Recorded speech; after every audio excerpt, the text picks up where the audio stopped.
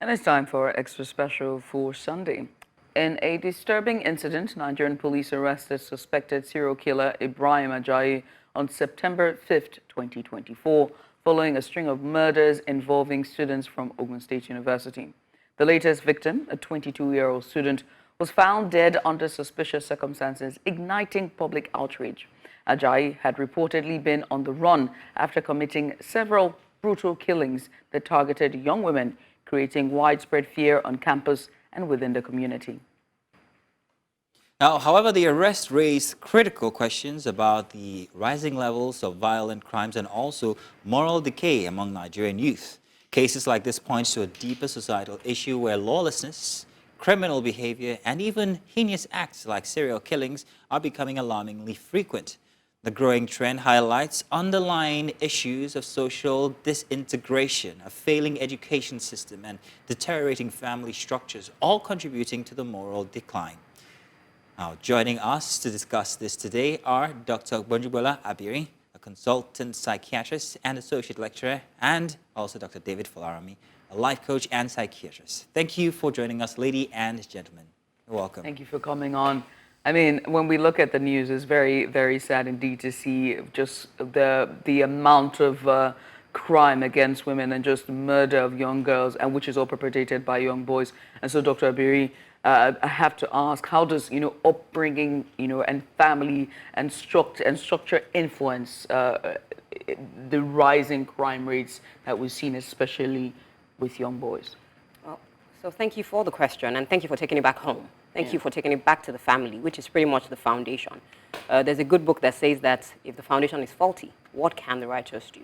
And so everything starts and falls at the level of the family.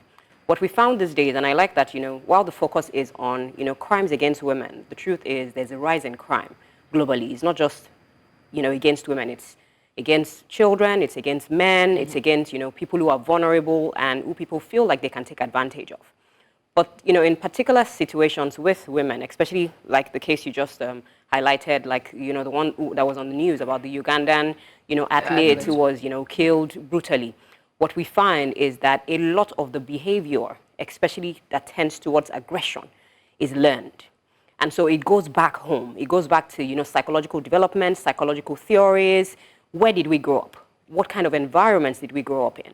Were they, comfortable, loving environments, or were they environments where people were exposed to adverse childhood experiences? So research will show you that when you look at criminals, and it's also very important that, people don't dismiss that every criminal has a mental illness. No. It's easily, explained away when you want to say that, oh, every criminal has a mental illness. Mental illness is not the only reason why people commit crimes. People can be impulsive. People could have learned crime over time. And so generally speaking, what you find is that children model behavior that they see around them. And so research would show you that quite a number of people who go into crime are people who grew up in environments or, families where dysfunctional families where either one parent was a criminal or one parent was exposed to heavy substance abuse, environments that are, very, what I call it now, very, places like slums, places where, there's a lot of crime. They see crime, they view crime. Crime is a part of their, day in, day out activities. And unfortunately, in societies where crime is also not, it's not punished appropriately.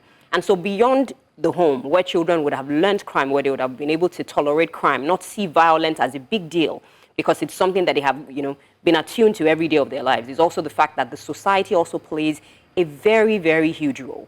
If the society, are declining moral levels, are declining values, where, for instance, this morning I was reading up something and I saw that, even Yahoo Boys Association, the mothers have an association of Yahoo Boys. Yes, Yahoo Boys Mothers Association. So the decline is in depth. The decline is, it's totally bad. But definitely, everything goes back to the home, where there's a lot of learning, where there's a lot of influence on unavailable structures, such as the family structure. Yeah, it's very interesting that you should actually make that a pivotal point of this conversation here, the family and substance abuse. You also mentioned that. I want to come to Dr. Folaranmi here. If you can hear me, yes, you can. So regarding the mention of substance abuse here, you've had plenty of experience life coaching and also dealing with young people. Do you find that this is a rampant occurrence inside of society when it comes to people who are prone to crime or perhaps have committed crime? Is substance abuse a major factor? Dr. Folaranmi, please go ahead. Yes. Yes. Good morning. Thank you for having me. I would say substance abuse plays a major role. It's a major factor in the rise in crime rates that we see, not just across the country, but in the continent and all over the world. Dr. Abiri mentioned the Ugandan athlete that was brutally murdered. Well, there's no pointing to the fact that the perpetrator might have been on substances, but then we've had similar instances, because I deal with people who struggle with substance abuse every day, and I have to work closely with law enforcement agencies and legal practitioners in cases where some of these crimes were perpetrated as a result of being under the influence of substances. So we've seen this happen time and time and time again. We've seen cases of sexual assault. We've seen cases of violence, widespread violence that was induced by substance use in many cases, especially among young persons, So yes, substance use does play a major factor. Remember, when a person is under the influence of these substances, he or she most probably wouldn't know what they are doing at the time that crime is committed. So we've seen it a lot, that substance use plays a major role in fueling crime and violence and general moral decadence among our youth in the country. Speaking about outside influence, I want to come to you, Dr. Abiri, for this one. And it's the red pill content that we've seen on social media repeatedly. We have seen it so much so that it is, heart-wrenching to look at. So I want to talk about social media in and of itself and how it influences, especially the young boys, and this sort of rhetoric that is being, portrayed on social media, and the glorification of violence and glorification of misogynoir, so to speak, for women. So it's rather unfortunate that the environment has and continues to become permissive with what we allow to slide. That's the word, permissive. Yeah, extremely permissive as to what we allow to slide. A few days ago, and I know that, this is also on social media, where, an actress, or rather a Nigerian musician, female, had said something like, "Stop raping us." And, the response was, "Then watch what you wear." And so it's heartbreaking that, children, again, if you go beyond the screens, I always say that people are beyond screens, many times broken screens, many people who can't even step up to you on a regular. And because of the flawed, thought patterns that they've had, because of the flawed, so again, let's go back to the family, dysfunctional families, absent fathers, homes where, perhaps mothers are not present, either because of, circumstances or situations beyond the control. And so children have to grow up in many places, having multiple caregivers, not having consistency, stability, the safety and security that a home is supposed to have. Again, research will show you that if you looked at criminals as against people who don't, have any crime, in their DNA, what you find is that the home system where everything starts is faulty. Sometimes you may even say that, okay, there's a father and there's a mother.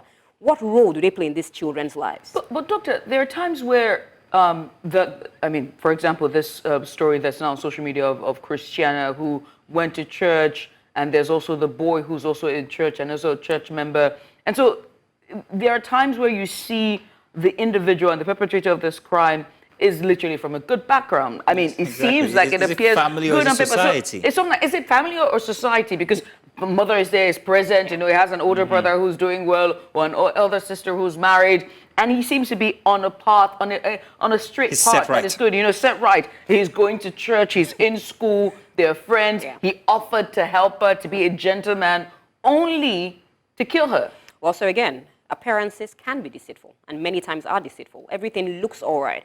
Everything looks like we have a father and a mother, but what values are they giving onto that child? Then, of course, we have to look at the fact that there's always an interplay between nature and nurture. What family did I come from? What societal influences am I seeing? And so it's not until we get to social media, even things as seemingly little as video games, the violence that we expose children to, the environments that they grow up in, and of course, the permissiveness, again, of social media. The permissiveness of social media, if you ask me, is driven to a large extent by the fact that the people who seem to have a huge following, regardless of what they say, whether it is morally wrong, again, societal standards, what does society see as morally wrong? What does society see as, right? And so, for instance, you'd hear people, come across and say, the reason why people go to Yahoo is because, our forefathers were taken as slaves. It's a mentality that has been sold constantly to people. And until we go back to the drawing table, again, I would always take it back home.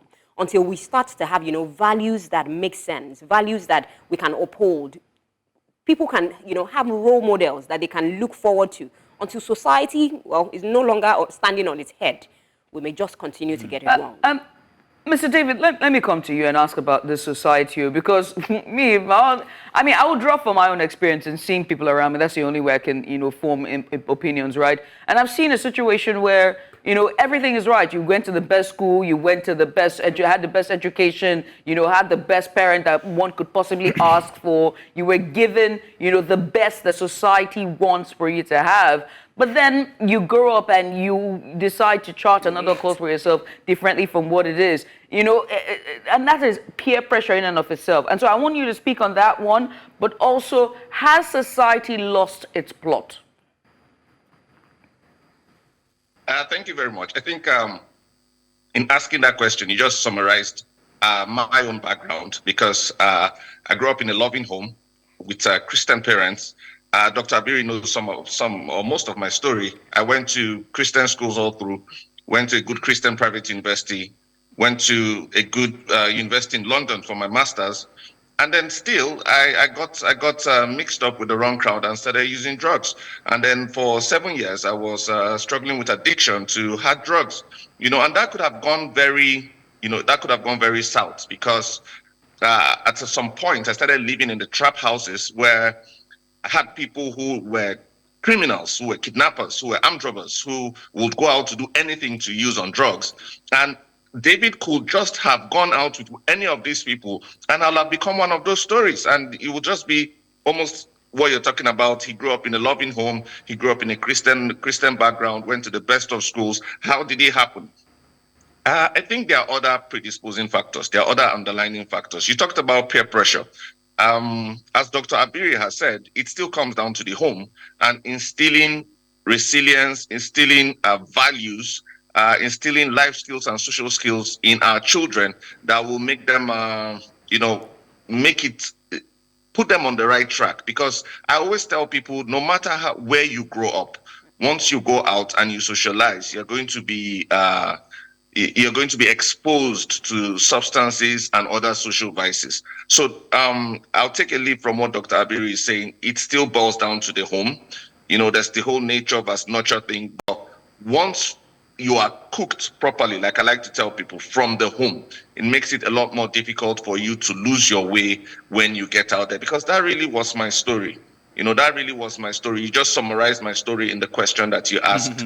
And I lost 4 friends, to substance use, addiction, and other related issues. But thankfully to God, I'm here, I'm alive today, I'm telling my story, and I'm able to help others come out of it. Thank goodness. Your second question about if society has lost the plot, I think it's yes. We lost him. Okay. Become so morally bankrupt. I was telling me, he ran into the younger sister of an old schoolmate, and she saw him and she just said, please, do you have any friends that can take care of me? And I kept on, it gave me sleepless nights, because I said, why would you just see somebody you haven't seen in so long and you're asking if he has any friends that can take care of you? Your parents are alive. Your parents sent you to a good school. You are in 400 level of university. Everything is going on well for you. But then you still think it's okay to just meet a stranger, just so he can take care of you. And that's where some of these things start. You saw what happened in Kwara State with the young lady who went out to act as a boyfriend and eventually died, and then something about 15,000 naira was involved. I wonder how her parents must be feeling at this time. So I think, yes, the society has lost the plot. Our moral values has depleted so badly that everything is upside down. Right is now wrong. And the young ones look up to for help, the ones that we call our role models, are glorifying some of these things, on social media, in their music videos, in some of the videos that they shoot and things like that. Dr. Folaranmi, something needs to be done. Something really, really needs to be done. I needed to It really jump in does there. start with the family. Regarding something needing to be done, the question is rehabilitation. Now, not just rehabilitation for those who are hooked on substance, but rehabilitation for those who perhaps might have committed these crimes without the use of substance. There's also the topic or the subject of underage people who have committed these crimes. How can they also be rehabilitated? I'll take your response to that first before Dr. Gbonjubola's. Okay, thank you very much. Yes, there's need for rehabilitation, there's need for corrective measures, then there's need for proper reintegration back into the society. But these things have to be done with evidence-based procedures. So you just don't set up a facility and say you are rehabilitating people. I've seen this done in so many places, and it's become counterproductive because what is supposed to be done is not being done there. You for instance, you talked about underage persons who need rehabilitation, and then you take them to a facility without a child psychologist and things like that. You use primitive measures or measures that are not actually known to work to do these things, and you find out that it's counterproductive. Sometimes they come out and they are worse. So yes, there's a need for that, but the relevant stakeholders need to come together to make sure that this is done correctly, so we don't have a bigger problem on our hands. All right, thank you. Dr. Gbonjubola, if you would like to respond to that now. Well, so it's important to have a plan, and a plan that will work. I've had, the opportunity to work in some institutions where some of these underage people are kept for reformation, rehabilitation, and when I had to do research, I did a research on trauma even within the system. So you need to, be pretty sure that the system is not even re-traumatizing these ones that we have put to get, There's stories of people being beaten, being chained. In fact, you don't want to imagine what's there. And so beyond structures, beyond processes that are touted out and told to us that, oh, don't worry, everything is going on right, are we actually doing the work that needs to be done? Again, we need to go back home. I always say we need to go back home because, even in making decisions as to who to marry, how many children I need to have, who will cater to my children when I'm not there, if there's there's a life event such as death, who will cater to my children, then you then go to, the systems that have been put in place by other individuals, NGOs and governmental agencies. Do they have the expertise to run these places? Unfortunately, everything, especially because of all the Japa syndrome and all of those things, the experts that are needed to cater to the children are not even there. There was a day I was in one of these homes, and and when I had told them that this child was high risk for suicide, high risk for depression, when the head of that home came, the blood of Jesus, we read this in the mighty name of Jesus. Jesus Not just by did child that. in Jesus' name. I was cringing at how she was speaking to the child. She was like, "Are you mad? I'm like, "No. What is wrong with you? What This child is supposed to be here to get reformed, to get rehabilitated." And like David said, when they get back out, they're most likely 10,000 times worse than when they got back in. So we all need to go back to the drawing table. It's a lot of work for all of us. All hands must be on deck. Speaking of going back to the drawing table, I wonder if Nigeria and its glorification of riches and wealth has also contributed to moral decay as well, and what we see with our young boys. But we're pressed for time. We have to go. But Dr. Abiri, I want to say thank you so much. And also to Folaranmi. David Folaranmi, we want to say thank you, both of you, for coming in and just giving very insightful conversation. It's very clear that this type of discussions cannot come to an end. It's an ongoing conversation that continues to be had right here. And just to create platforms to continue to advocate for a change in our moral systems. Well, that's all we can take for our extra special. It's time for us to switch gears to Wellness Central. Yes, indeed. And while we're on the topic of health, let's talk about hypertension. Commonly known as high blood pressure, it remains a significant health challenge, particularly among men. Now, it is a condition where the force of blood against the walls of the arteries is consistently too high, leading to a range of serious health issues, including heart disease, stroke, and also kidney damage.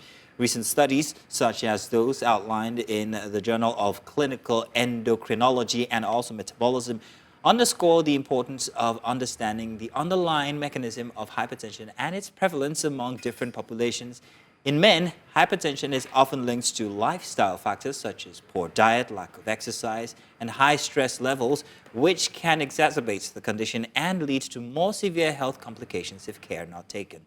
And in Nigeria, the rising cases of hypertension among men are a growing concern, reflecting a broader trend of increased cardiovascular risks in the population. Now, this trend highlights the need for effective public health strategies and also individual preventive measures. Addressing hypertension involves not only medical management, but also lifestyle modifications and public awareness campaigns. And so today, we're joined by Dr. Oroluwa Joshua. He's a distinguished medical doctor with extensive experience in managing and researching hypertension. Dr. Joshua's insight will be very valuable as we delve into the rising cases of hypertension in Nigerian men and sometimes women. Well, Doctor, you're welcome to the program. Thank you so much for coming on. Thank you. We're pressed for time, so let's get started, shall we? The primary factors contributing to the rising incidences of hypertension that we've seen among Nigerian men. What are the causes? What are the contributing factors? Yeah. So hypertension itself, there are what we call modifiable and non-modifiable risk factors for hypertension. The modifiable risk factors, they are the ones that you can change. They are usually related to habits, feeding habits, social habits, for example, smoking, alcoholism, some diet, then excess of salt intake. All of this can predispose people to the modifiable risk factors for hypertension. Then the non-modifiable risk factors are those that are largely genetic, something people inherit from their parents, or if any of their parents were hypertensive, then there is a high chance that such individuals are also hypertensive. Then there are other certain conditions that can predispose people to hypertension, for example, kidney diseases, some hormonal conditions. So these are the few. Right, but in men, largely, modifiable risk factors, drinking, smoking, diet, these are the major culprits for hypertension. Now, I want to go back to what you just said about men and the major culprits being drinking and also smoking. Now, for Nigerians who are going through such a tough time with increasing hikes of prices of this and that, we just spoke about medicine this morning, for them, the favorite pastime for most people is in the evening to perhaps take one or two drinks here and there. And of course, also indulge in other habits that might not be necessarily to their advantage. So how exactly do these habits contribute to hypertension if they're supposed to actually relax men during their pastimes? Okay, great. Well,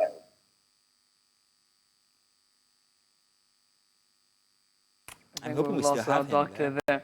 You see your question. You do understand why I'm asking this question in these times. I look forward to even the conditions that's why put you in hypertension. Yeah, personally, I look forward to Sunday evenings because Sunday evenings are our Friday evenings, and then that gives me the opportunity to find one or two friends who are able to hang out with me and just have chill, a pleasurable time together. Yeah, how about you go for brunch? How about you do that? Well, yeah, well, you have to understand that it's not the same. It's a culture that we have in Nigeria. Apart from the community, apart from meeting with a friend and sharing. And you can have a boozy brunch. You can have one of those beverages that refresh you and not only refresh you, but also vitalizes you.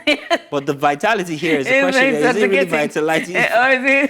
So the question is, maybe I was going to go to the point of asking what alternatives people could indulge in that are equally as, but without the health risks. I'm very, it's unfortunate that Dr. Oroluwa is unable to join us back, but we really had some very interesting questions to ask him regarding this. But I'm sure that he's going to be joining us before the end of the show here today. I also would like to talk about the genetic predisposition of it as well. You know me about not sharing certain things, but I worry about that as well, and how because of sometimes we don't go for testing, sometimes we don't know our personal family history. It's called a silent killer for a reason. Boom, it's a silent killer for a reason because you don't even know to begin with. Or maybe you know, you just don't want to. You just want to put a name to it. Because of our how religious Jesus we are. Jesus is Vaela. I am healed in the mighty name of. When someone is literally very sick, and you call them like, "Hey, how are you doing?" That one goes, "Oh, I'm strong. I'm very strong." Dr. Oreoluwa is back with And us, very I'm being strong. told. Dr. Oreoluwa, my apologies. Please go ahead and continue with your response. Yeah, so people in the evenings, they try to relax using drinking, smoking, eating, all sorts of things that are unhealthy for their bodies. Now, for example, smoking itself causes direct damages to blood vessels to the walls of the arteries, and the body tries to compensate for that.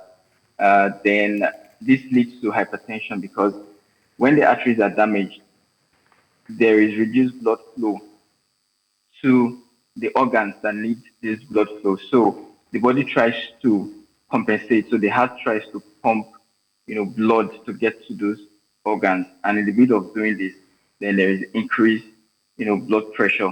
And over time, or when it becomes persistent, it leads to hypertension. Then same thing with alcoholism. In alcoholism, the body tries to compensate for the excess damage caused by alcohol, and that can also lead to hypertension itself. Um, well, people, it's quite difficult because you keep telling people alcohol, smoking, but that's about the only thing that people use in relaxing themselves in the evening when they get back from their jobs. Before you went off there, myself and Mizuno was having conversations about, hypertension and its place amongst our people and it being a silent killer. But I also wonder about the genetic predisposition role of this, how it plays in the development of hypertension. What do, Nigerians need to know, especially men, who do not know a bit of their family, health history? How do you know if you're genetically predisposed to it? Yeah. And if you are, what type of to do? treatment, what is your lifestyle change, what should you be doing to, be able to take care of yourself? Okay, great. So people generally should ask their parents or watching their parents grow and seeing how that their parents struggle with hypertension. Then such an individual should be more careful about their health. And especially when they start growing old, getting to the age of 40 and above, they should start checking their blood pressure because they can just all of a sudden discover that there is a rise in their blood pressure, and when it becomes persistent, it leads to hypertension. So what these individuals should do, especially if they have noticed that their dads or their moms had hypertension, uh, they can begin to modify their diet. For example, if there are people who are used to putting extra salt in their food, then they have to cut that down. In fact, generally, you should cut down salt intake because salt intake is one of the factors that predisposes to hypertension. Then they can also reduce the intake of fatty foods. Right, fatty foods can lead to buildup of fats in the blood vessels, a condition we call atherosclerosis, and this can also lead to hypertension. All right, so they can cut down on fatty foods. Then also exercise. What exercise does is that it increases, the flow of blood within the blood vessels, in the arteries and the veins. And how this helps individuals is that if there is going to be any buildup of something, usually fat-related cholesterol in the blood, exercise, when you exercise, your heart beats faster. It helps to clear the blood vessels that clog. Then also avoiding smoking, avoiding alcohol, all of these things can help, especially when people, that your parents struggle with hypertension, but it's important that you pick it up early. Then having done all these things and people still discover that at 40 years or 50 years, they are starting to notice signs of hypertension, they are having headaches, having chest pain, and check their blood pressure is elevated above 140 over 90 millimeter of mercury. And they have applied all of these, practices, watching their lifestyle, exercising, cutting down on salt intake, and they still observe that blood pressure is going up, then they should quickly seek the attention of a doctor. The doctor would most likely put them on blood pressure medications. And blood pressure medication is not a death sentence like many persons would think, that once they start taking blood pressure drugs, then it means that their life is over. But there are people who have lived 25 years, 30 years on blood pressure medications, having their blood pressure adequately controlled, and they live very good and healthy lives. Dr. Orelua, there's one thing that you just said that's very important. Now, people are scared to get on blood pressure medications because they believe that once they get on it, that's it, it's for life. So often they don't want to go to the hospital, so they are not made to start these medications. How firm is that fact? Is it a fact at all, or is it fallacy? Well, from practice, people, once they start blood pressure medications, we doctors, we tell them, you don't stop taking your blood pressure medications until we doctors tell you to modify it or change it. Or yes, I know many persons are scared of that, but it is just about the best way to get the blood pressure controlled. Okay, then, Dr. And Orelua. people need to, yeah. Yeah, my apologies. I just wanted you to end it there because we are out of time. I just wanted to mention that fact. People need to learn. You know, when you start taking blood pressure medications, you are not going to die. The blood pressure medication is only saving your life. Because without the blood pressure medications, then you're at risk of dying from hypertension. But with the blood pressure medication, then you can have a very good quality life. It doesn't take so much from you. As soon as you take your blood pressure medication, I think that's the way we try to make them understand and get comfortable with taking blood pressure medication. All right. Thank you very Well, much. Doctor, I want to say thank you. Thank you so much for sharing your expertise on this important topic, and that's Dr. Orelua Joshua. And again, once again, many thanks.